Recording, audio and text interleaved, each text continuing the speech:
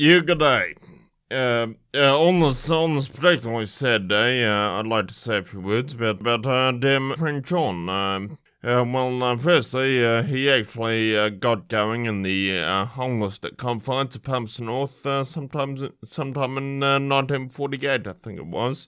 After a fair number of years, he gave us all a bit of a laugh when Trev was playing around with the camera on the farm and dropped the tape off at the New Zealand Broadcasting Association, who, after a bit of cajoling, put it on the telly. After a bit of a laugh, the Aussies got wind of it and decided it wouldn't be right and proper for New Zealand to establish a sense of humour first. So they pinched him some years back and refused his repeated requests to visit the homeland on the basis that he was afraid of flying.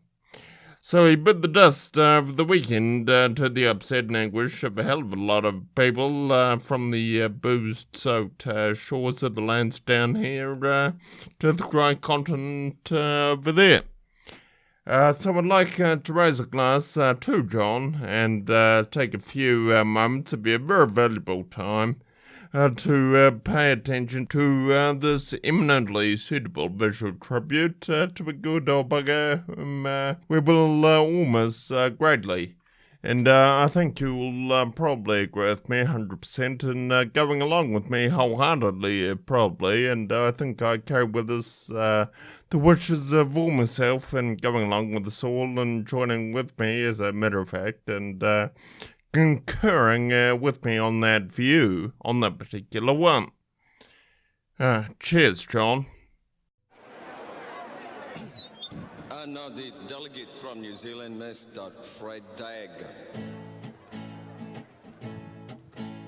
At the dawn of the day in the great Southern Ocean, when the world's greatest fish was being landed, and the boat they were pulling it into was sinking, and the sea was quite lumpy, and the weather was foul, and the bloke with the map was as pissed as an owl, and the boys called out, "Maui, you clown, let it go!" In the noise, he reached down for his grandmother's jawbone, and he winked at his mates and said, "Boys, we don't know how lucky we are. I've a feeling I have stumbled on something substantial. We don't know how lucky we are. We don't know how lucky we are." I was speaking to a mate of mine just the other day, a guy called Bruce Bayliss, actually, who lives up our way. He's been away on a round-the-world 8th Army do for a year, more or less. I said, "Describe the global position, Bruce." He said, "Fred, it's a mess. We don't know how lucky we are in this country. We don't know how lucky we are. We don't know how lucky we are. We don't know how lucky we are." There's a guy I know who lives in town. I see him about once a year, I suppose. He's had a coronary since Easter. He's got a hemorrhage in his ear. He went bankrupt a couple of weeks back, and now his wife's left him too. I said, "You're looking odd, mate. You're looking queer. What are you going to do?" He said, "We don't know how lucky we are to live in this joint, Fred. We don't know how lucky we are," he repeated. We don't know how lucky we are. We don't know how lucky we are. So when things are looking really bad and you're thinking of giving it away, remember New Zealand's a cracker. And I reckon come what may, if things get appallingly bad and we're all under constant attack, remember we want to see good clean ball, and for God's sake, feed your bats. We don't know how fortunate we are to have that place. We don't know how propitious are the circumstances, Frederick. We don't know how lucky we are, mate. We don't know how lucky we are.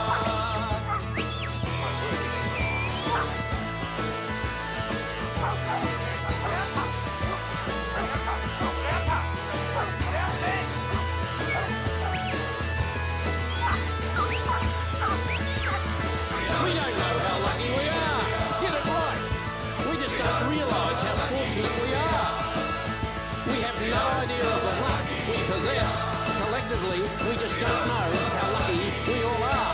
Full stop. Right, g'day. Mrs Thatcher said last night that she was aware of the popular support for the DAG party in New Zealand. Were you surprised? No, I'd be lying if I said I was surprised. I'm not surprised at all. She's a highly intelligent woman, Mrs Thatcher. Margaret. A very highly intelligent woman, Mags, and not to mention beautiful, and with a rather stunning line and hairdos. No, I've always been very impressed with her, and I'm not at all surprised that she's got the perceptivity to go right to the heart of the matter and discover that I have indeed retained the popular support of the New Zealand public. Would you give consideration then to paying a state visit to Britain? Let me answer that in two parts. Yes and no. No. Senator Collins, thanks for coming in. It's a great pleasure, thank you. This ship that was involved in the incident off Western Australia this week... Yeah, the one the front fell off? Yeah. Yeah, that's not very typical. I'd like to make that point. Well, how is it untypical? Well, there are a lot of these ships going around the world all the time, and very seldom does anything like this happen. I just don't want people thinking that tankers aren't safe. Was this tanker safe? Well, I was thinking more about the other ones. The ones that are safe? Yeah, the ones the front doesn't fall off. Wasn't this built so the front wouldn't fall off? Well, obviously not. How do you know? Well, because the front fell off and 20,000 tonnes of crude oil spilled into the sea caught fire. It's a bit of a giveaway. I just like to make the point that that is not normal. I like it. Well, there she is. That's the pick of her. That's the pick of the bunch. How much? 700. And I suppose it only had one owner. A little old lady who only drove it on Sundays. Well, actually, she's an ex-rental. A mate of mine thrashed the ring out of her for a fair bit. Brought her in here, see if I could find some bunny to fit into it. That's remarkably frank of you. Cyril. I'm a financial consultant. Ah, financial consultant, eh? Roger, Yeah, yes. terrific. OK, Roger, your special subject tonight is the economies of the European community. Your time starts now. Best of luck. Thank you. How much does Greece owe, Roger? $367 billion. Correct. And who do they owe it to? Mostly to the other European economies. Correct. How much does Ireland owe? $865 billion. Correct. And who do they owe it to? Other European economies, mostly. Correct. How much do Spain and Italy owe? $1 trillion each. Correct. Who to? Mainly France, Britain and Germany. Correct. And how are Germany, France and Britain going, Roger? Well, they're struggling a bit, aren't they? Correct. Why? Because they've lent all these vast amounts of money to other European economies that can't possibly pay them back. Correct. So what are they going to do? They're going to have to bail them out. Correct. Where are they getting the money to do that, Roger?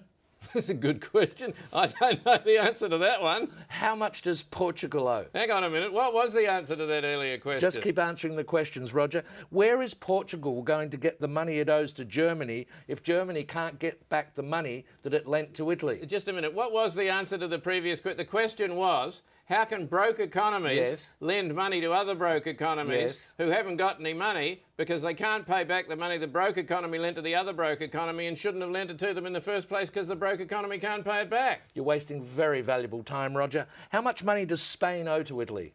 $41 billion, but where are they going to get it? Correct. What does Italy owe to Spain? $27 billion, but they haven't got it. They're broke. Correct. How can they pay each other if neither of them has any money? They're going to get a bailout, aren't they? Correct. And where's the money coming from for the bailout? That's what I'm asking you. Correct. Why are people selling the European currency and buying the US dollar? Because the US economy is so much stronger than the European economy. Correct. Why is that, Roger? Because it's owned by China. Correct. And very well done. And after that round, you've lost $1 million.